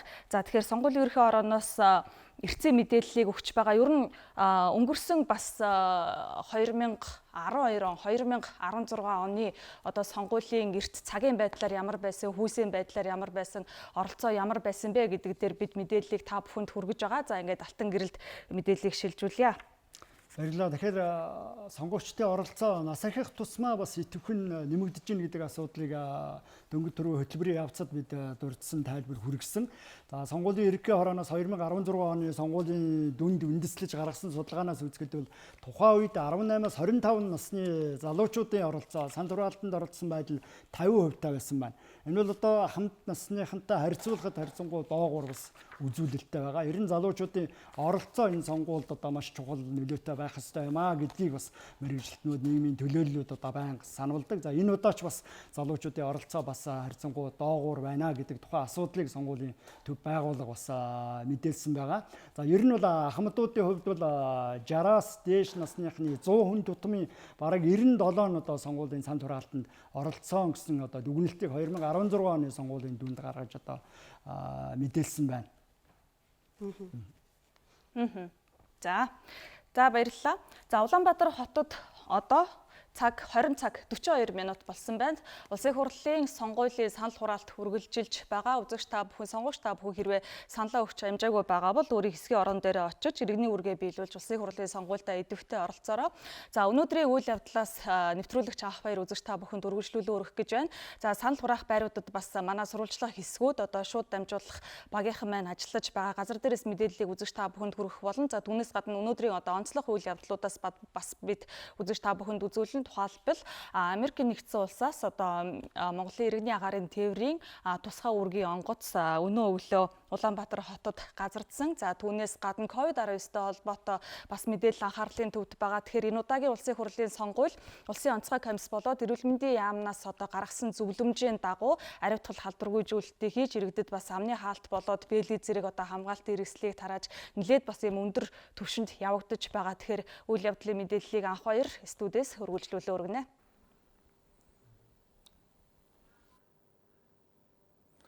Студид ажиллаж сонгуулийн эргэн тойронд болж байгаа сонирхолтой мэдээллүүдийг хүргэсэн томчид баярлалаа. Өнөөдөр цагийн хүрд мэдээллийн хөтөлбөр дууссаны дараа буюу 21 цагаас эхлээд Монголын мэдээ сувгаар сонгуулийн үр дүн гартал томчид маань үзэгчид та бүхэнтэй хамт байж сонгуулийн эргэн тойронд болж байгаа мэдээллүүдийг шуурхай шууд дамжуулан хүргэх болно. За түрүүн бас томч отхон туяа хэлж байна. За сонгуулиас гадна олон нийтийн анхаарлыг татж байгаа бас нэг асуудал бол яхаа аргагүй шинэ төрлийн коронавирусны Монгол улс дахь нөхцөл байдал. Манай улсад өнөөдөр коронавирусны халдвар шинээр илрээгүй 10 хүн эдгэрч дараагийн тусгаарлалтад шилжсэн сайн мэдээтэй өдөр байлаа. Халдвар төвчин судлалын үндэсний төв, зооно зөвчин судлалын үндэсний төв, вирус судлалын лаборатори болон Дархуул аймгийн салбар лабораторид 249 хүнд шинжилгээ хийхэд халдвар илрээгүй. Харин өнөөдөр 10 хүн халдвар төвчин судлалын үндэсний төвөөс эдгэрч дараагийн сувилал руу шилжлээ. Эдгэрсэн 3 эмэгтэй нь Оросын улбаны улсад сурч байсан оюутан, 5 нь цэргийн сургуулийн оюутан байна. Алтан булгаар орж ирсэн 5 бас Оросын холбооны улсад сурж байсан оюутнууд ингээд 10 оюутан эдгэрч гарлаа. За хоногийн үзэх юм бол 28-аас 41 хоног эмчлэгдээд гарч байна.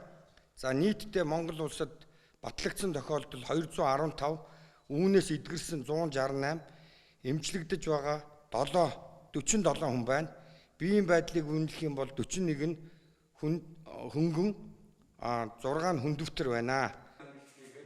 Америкийн нэгдсэн улсын Сиэтлээс өнөөдөр ирсэн иргэдийг эренблэн ангилалт хийж халдвар төвчин судлалын үндэсний төв болон тусгаарлах байруудад хуваарлан байрлууллаа. Тусгаарлан ажиглах байрнаас 6 хүн гарч гэрийн тусгаарлалтанд шилжлээ. Улсын хэмжээнд тусгаарлах байранд байгаа иргэдээс 0-5 насны хүүхэд 115, жирэмсэн 46, архаг хууч өвчтөй 227 хүн байна. За Цагийн төв эмнэлэгт 89 хүн эмнэлгийн тусламж үйлчилгээ авч байна. За үүнээс бол хорт хавтартай, жихрийн шижинтэй, артерийн даралт ихсэх өвчтэй, цархин цус харвсан зэрэг ийм одоо хүнд өвчнүүд байна. Ялангуяа 6 хүн эрчим тэмчилгээний тасагт эмчлэгдэж байгаа хүмүүсийн биеийн байдал хүнд байна. Дэлхийн улс орнуудад COVID-19-ийн халдвар буурахгүй байна. Америк нэгдсэн улсад 34 мянга, Бразил улсад 33 мянга, бүгд найрамдах нэгтгэх улсад 15 мянган хүн өвчилсөн байна. Эдгээр 3 улс халдварын тоогоор эхний 3-т бичигдэж байна. Харин Оросын холбооны улс 4-р ирэмблэгдэж 7425 хүн шинээр өвчилж 153 хүн нас барсан байна. Америк нэгдсэн улсад 26600 гаруй шинэ тохиолдол, 410 нас баралт нэмж бүртгэгдэн, тус улсад нийт халдвар авсан хүний тоо 2,302,000 гаруй болсноос за нийт 120,000 гаруй хүн эндээд байна гэж тус улсын өвчний хяналт сэргийлтийн төвөөс мэдээлжээ. За халдвар Америк нэгдсэн улсын Аризона, Флорида, Техас муж улсуудад хүн амын дунд өргөн хүрээнд тархаж эмнэлэг твтэн эмчлүүлэгчдийн тоо болон COVID-19-ийн шалтгаанд нас баралт өсөж байна. Дэлхийн эрүүл мэндийн байгууллагаас хараа хяналтаа сулруулж болохгүй, амны хаалтаа тогтмол зөөж, ариутгал сайн хийхийг зөвлөлөө. Сиэтл Улаанбаатар чиглэл тусламжийн бараа ачсан тусгай үргийн онгоц Америк нэгдсэн улсад очсон тухай бид өмнө мэдээлсэн. За энэ онгоц 10 цаг 50 минутад Чингис хаан олон улсын нисэх буудалд газардлаа. Монголоос Америк нэгдсэн улсад хийж байгаа энэхүү тусгай үргийн онгоцоор 260 орчим иргэн ирж байна.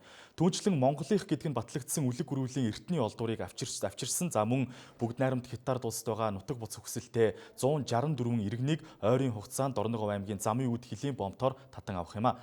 Дашим дурдхад эх сар 5 удаагийн тусгай үргийн нислэг хийн үүнд 7 дугаар сарын 2-ны өдөр Сөүл, 7 дугаар сарын 5-ны өдөр Токио, 7 дугаар сарын 7-нд Сөүл, 7 дугаар сарын 9-нд Истанбул, 7 дугаар сарын 15-нд Сөүлээр бусад улсаас дамжин ирж байгаа иргэдийг татан авахар төлөвлөж байна. Анхаарлаа хандуулж байгаад баярлалаа. Одоо үзэгчид та бүхэнд гадны улс орнуудад шинэ төрлийн коронавирусны халдварын нөхцөл байдал ямар байгаа талаар мэдээллийг хүргэе. Тоймч ариун чимэг энэ тухай мэдээллийг хүргэх болно.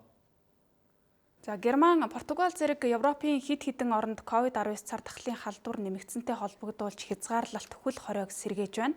За Германы хойд мужийн мах боловсруулах үйлдвэрийн 1500 гаруй ажилтан коронавирусны халдвар авсны улмаас одоо тус үйлдвэрийн 7000 гаруй хүнийг хөл хорионд оруулсан байна. Тус үйлдвэр байрладаг дүүрэгт энэ сарын 30-ны хүртэл хөл хорой тогтоож кинотеатр, музей, усан сан зэрэг олон нийтийн байгууллагуудыг хаасан байна. За Герман улс 4-р сард хөл хоройг сулруулж эхэлснээс хойш анх удаа дүүргийн төвшөнд хөл хоройг чангатгаж байгаа нь юм байна. За сүүлийн өдрүүдэд Берлин болоод бусад хотууд ч гэсэн коронавирусны халдварт тохиолдол нэмэгдсэн байна. За Германд коронавирусны халдварт 192,000 гаруй, нас барсан 8,900 гаруй тохиолдол бүртгэгджээ. Мөн Португал улсад халдварын тохиолдол нэмэгдэж байгаатай холбогдуулаад Лиссабон хотын ресторануудыг үдшийн 20 цагаас хойш согтууруулах ундаагаар үйлчлэхийг хориглосон байна. За Испанийн зүүн хойд мужуудад мөн л цагаач ажилчдын дунд халдвар тархаж улмаар одоо дэлгүүр ресторанууд үйлчлүүлэгчдийнхээ тоог хязгаарлаж байна. Мөн Болгарт даваа гаргаас олон нийтийн газруудад амны хаалт зүүх журмыг дахин мөрдүүлж эхэлжээ. За Болгар нь энэ сарын 14-өөс амны хаалт зүүх журмаа сулруулад байсан юм байна. За цар тахлын дэгдэлт Балканы хойгийн улс орнуудад дахин эрчимжих төлөв ажиглагдж байгааг хэвлэлүүдэд онцолж байна. Америк нэгдсэн улсын вирус судлалын гол мэргэжилтэн Америкийн зарим мужуудад ойрын хэдэн 7 хоногт цар тахлын дэгдэлт нэмэгдэх төлөвтэй байгааг анхаарууллаа. Цагаан ордны COVID-19 цар тахалтай тэмцэх ажлын хэсгийн вирус судлаач эмч Энтони Фаучи Конгрессийн төлөөлөгчдийн танхимд тайлан танилцуулахдаа ойрын хэдэн 7 хоногт Флорида, Техас, Аризона зэрэг муж улсуудад коронавирусны халдвар эрчимтэй өсөх төлөвтэй байгааг анхааруулжээ. Иймд онцлог үйл явцыг эрчимтэй явуулж халдвар илэрсэн өвчтнийг нэн яаралтай хөл хороонд оруулж халдвар тархах замыг эрт зогсоох шаардлагатай байна гэж вирус судлаачид үзэж байна. Өнгөрсөн бям гарагт Америк нэгдсэн улсын ерөнхийлөгч Трамп хэтэрхий олон халдвар илэрч байгаа учраас онцлог үйл явцыг цөөрүүлэхийг холбогдох байгууллагуудаа үүрэг болгосон тухайгаа мэдгдсэн юм а. Харин цагаан ордны цар тахалтай тэмцэх ажлын хэсэгт ерөнхийлөгчөөс ямар нэгэн тушаал ирээгүй учраас онцлог үйл ажиллагаа эрчимжүүлнэ гэж мэдэгдэж байна. За Америк нэгдсэн улсын бүх мужид эдийн засгийн үйл ажиллагааг сэргээгээд байгаа. Гэвч одоо сая амралтын өдрүүдээр 12 мужид халдварын тоо өсөх хандлага ажиглагджээ. Өнөөдрийн байдлаар Америкийн нэгдсэн улс даяар цар тахлын халдварт тохиолдол 2.4 сая гаруй, нас барсан 123 мянга гаруй тохиолдол бүртгэгдсэн байна. Бразил улсын шүүх ерөнхийлөгч Жаир Болсонаруг олон нийтийн газарт явахдаа заавал амны хаалт зүүж байхыг тулгасан шийдвэр гаргажээ. Шүүхийн шийдвэрээр Бразилийн ерөнхийлөгч болон төрийн албан хаагчид олон нийтийн үйл ажиллагаанд амны хаалтгүй оролцсон өдөр бүрийн тоогоор 2000 реал буюу 387 Америк долларын торгуул төлөх юм байна. Бразилийн ерөнхийлөгч Болсонару улс оронд нь цар тахлын дэгдэлт өндөр байгаа ч гэсэн олон нийтийн үйл ажиллагаанд оролцохдоо амны хаалт зүүхгүй байгаа юм байна. Иймд тус улсын шүүх улс орон удирдах байгаа үндэсний аюулгүй байдлыг удирддаг хүн эрүүл байх ёстой гэдэг үүднээс ерөнхийлөгчдөө албадан амны хаалт зүүлэхээр шийдвэрлэжээ. Бразил улс нь COVID-19 цар тахлын халдварын тоогоор дэлхийд Америкийн нэгдсэн улсын дараа 2-т бичигдэж байгаамаа. Тус улсад нийт 1.1 сая гаруй хүн коронавирусээр халдварлаж 52 мянга гаруй хүн нас барсан байна. Өнөөдөр олон нийтийн анхаарлыг татсан бас нэгэн үйл явдал бол Оросын холбооны улсад болсон ялалтын баярын 75 жилийн баярын жагсаал байлаа. Тэгэхээр энэ тухай мэдээллийг үргэлжлүүлэн тоймч ариун чимэг хүргэх болно. Өнөөдөр Оросын холбооны улсын нийт 28 хотод авгай эх орны дайны ялалтын 75 жилийн зориулсан цэргийн парад боллоо. Мэдээж ялалтын тэгшээ зориулсан гол парад Москва хотын улаан талбайд болсон юм а. Нийтдээ 14 мянган цэрэг дайчин, хуурай замын байлдааны 234 нэгж техник, 80 онгоц нисдэг тэрэг оролцсон энэ удаагийн цэргийн жагсаал цар тахлын үед болсноороо өмнөх жилүүдийнхээс онцлог болсон байна. Красную площадь. Под государственный флаг Российской Федерации и знамя Победы! Смирно! Для встречи слева! Накра!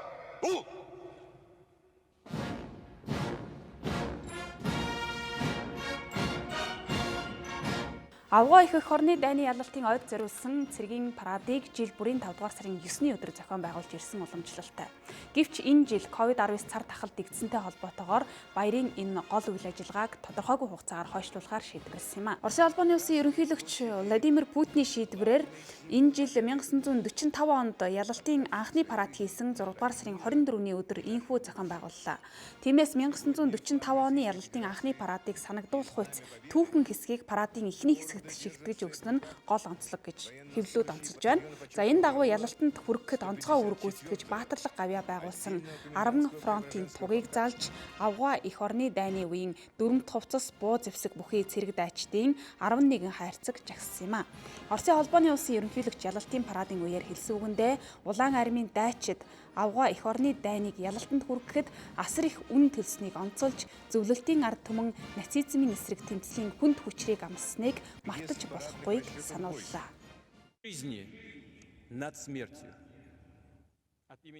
Одоогоос 75 жилийн өмнө Кремлийн ханны дэргэд авгай эх орны дайн төгсснийг илэрхийлсэн ялалтын домогт парад болсон. Энэ парад нь урд өмнө байгаагүй их хүч чадлын илэрхийлэл, муу бүхнийг сайн, дайн дажинг инг тайван, үхлийг амьдрал ялсны бэлэг тэмдэг болон түүхэнд үлдсэн юм а.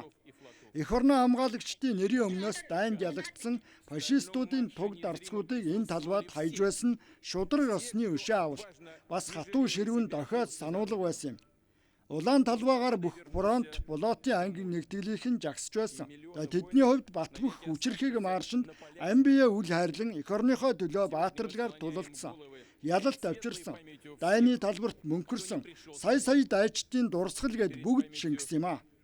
Өнөөдрийн хувьд дайнаас иргэн ирж чадаагүй хүү охин эцэг эх эмээ өвөө хан нөхөр эхнэр эгч дүүс дайчин нөхөр бас ахан дүүс анд нөхдийнхөө гэгэн дурсгалыг хүндэтгэж толгоогоо удаалгаж байна. Биднээс алсран одсон ахмад дайчдынхаа төлөө 1 минут дууга хураан эмгэнэлээ илэрхийлцгээе. Ушли от нас. Объявляется минута молчания.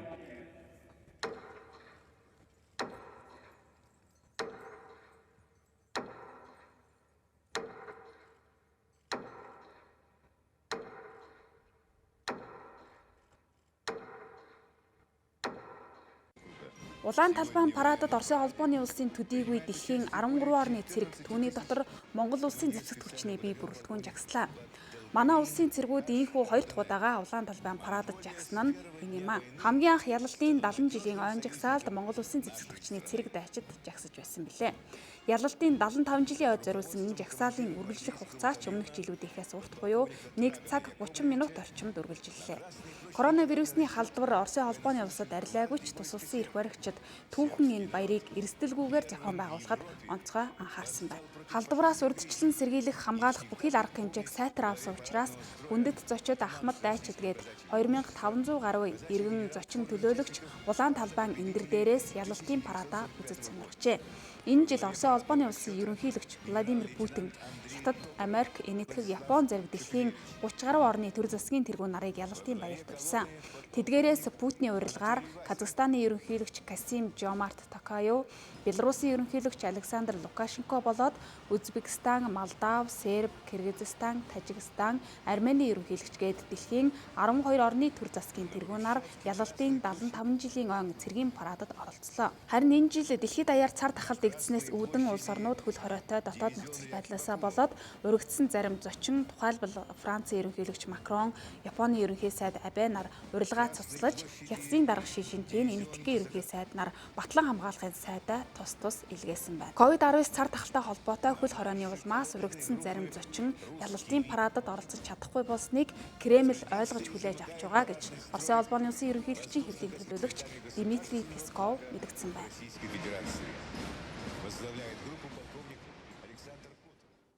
Дэлхийн хэвлэл мэдээллийн хэрэгслүүдийн анхаарлыг татсан үйл явдлуудын тухай мэдээллийг тоймч ариун чимэг хүргэлээ. Нийслэл хотод өнөөдөр Орсон ширүүн борооны улмаас 6 уулзуурын гэрлэн дохио эвдэрсэн байна. Мөн Дарихийн зам, Чингэлтэй дүүргийн тасганы овоо, Сонгон найрхан дүүргийн 1-р хорооллын арын зам усан давтаж тээврийн хэрэгсэл зорчих боломжгүй болж төвөгжрөл үүсчээ. Нийслэл хотод орсон ширүүн борооноор Багшийн дэдийн уулзуур, Баруун дөрвөн замын уулзуур, Улаастай хаан уул дүүргийн уулзуур гэх мэт 6 уулзуурын гэрлэн дохио эвдэрлээ. Тээврийн цагдаагийн албанаас эвдэрлийг нин даруй засаж ажилласан байна. Мөн үер бууж хотын замд эвдрэл үүссэн. Цаг агаарын нөхцөл байдлаас болж замын ачаалал их байна. Одоо бараг нэг 30 минут явдаг газар цаг л яваад. Бас зам руу ороод хүмүүн рүү зарцах, аль эсвэл нөгөө юу хонхоргоо зам нь эвдрэх тийм талууд их байна. Айгүй их устай л байна. Ямар ч байсан. Баян шугаас сая дойрж орж ирлээ. Нилээ их хөстэй. Гэр ороод нөгөө юуны гудамны замуудаар нилээ ухагдсан маягтай тиймэрхүү ус уурсан. Тийм л байдал. Яг энэ миний зогсож байгаа зогсуулж байгаа уулзал дээр болохоор түрүүн нэлээд усрыг бороо орчинд холбогдуулаад усул нэг харьцангуй гайг орж ирлээ. Харин хоошоогоо телевизийн чиглэл рүү нэлээд усрыг бороо орчинд холбогдуулаад шороо урсаж орж ирээд хоошоогоо ус хөдөлгөөн нэлээд цаацсан. Чүхбаатар, Чингэлтэй, Баянгол гэдэг энэ дүүргийн хотын захын замууд нэлээд ачаал авчихсан байгаатай холбогдуулаад бид зохицуулт хийж байна. Тэгээд дээрэс нь бороо орчинд холбогдуулаад гэрэл дохио бас зарим газруудад тасарч байна. Өнөөдөр 19 цагийн байдлаар тээврийн цагдаагийн албанд зам тээврийн ослын 144 дуудлага мэдээлэл иржээ. Зам тээврийн ослоос болж 7 хүн гэмтсэн байна. Цаг агаарын нөхцөл байдлаас болж тээврийн хэрэгсэл зорчиход хүндрэл үүсэж байгаа тул жолооч нарыг сонор сэрэмжтэй байхыг тээврийн цагдаагийн албанаас анхаарууллаа.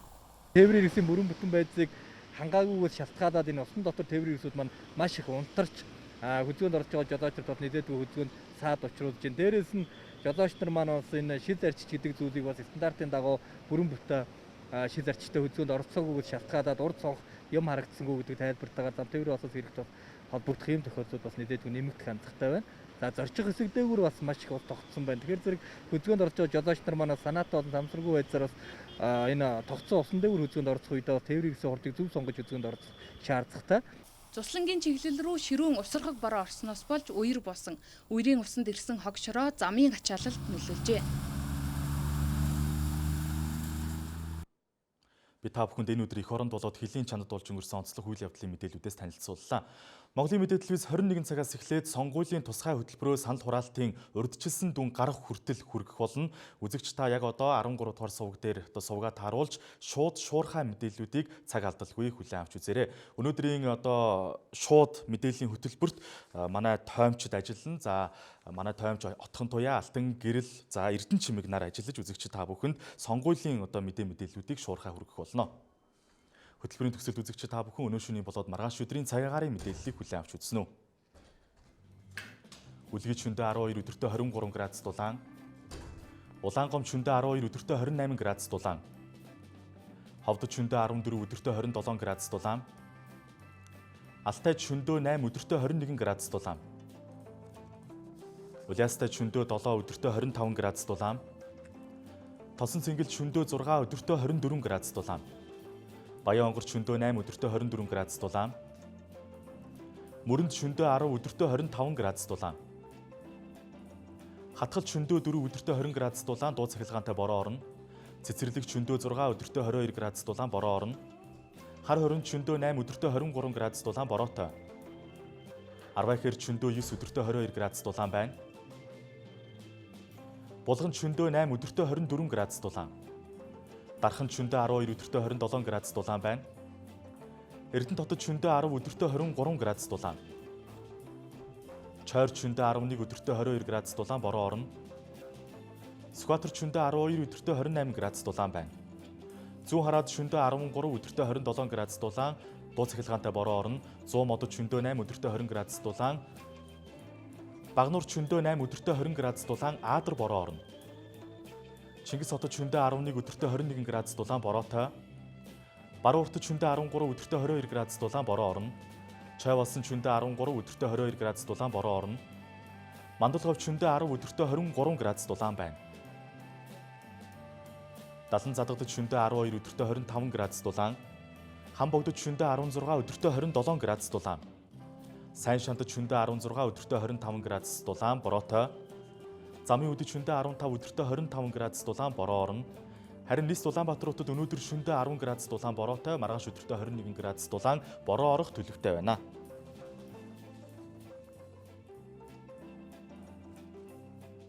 Хүмүүзэгчтэй Монголын мэдээ телевиз цагийн хүрд мэдээллийн хөтөлбөрийнхөө 5 гарагийн дугаарыг танилцууллаа. За сонгуулийн санал хураалт дуусахад 1 цаг үлдсэн байна. Иргэн та хэн нэгний төлөө биш, өөрийнхөө төлөө, улс их орныхоо ирээдүйн хөгжлийн төлөө саналаа өгч байгаа гэдгээ ухамсарлаж сонгуульдаа идэвхтэй оролцоорой.